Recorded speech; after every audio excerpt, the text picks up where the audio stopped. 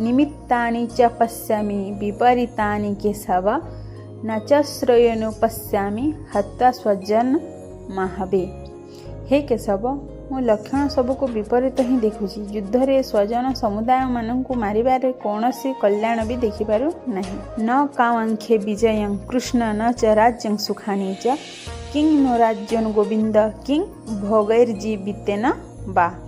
हे कृष्ण, मो विजय चाहू नहीं कि राज्य तथा सुख मध्य चाहू नहीं। हे गोविंद, आमर एपरी राज्य रे की प्रयोजन अथवा एपरी भगवानंगरे ओ जीवन रे भी की लाभ अछि। जे सामर्थ्य कांक्षितं नो राज्यं भोगा सुखानि च त इमे बस्तिता युद्धे प्राणं स्वस्त्यक्वा धनानि च। आमे जो मानक पय राज्य भोग और सुखादि अभिलाष करछु सेहि माने धन और जीवन आशा परित्याग कर युद्ध करबा को ठिया होइछन्ति। आचार्यं पितरः पुत्रस्तथैव च पितामहः मातुलः श्वशुरः पौत्रः श्यालः संबंधी नसस्था।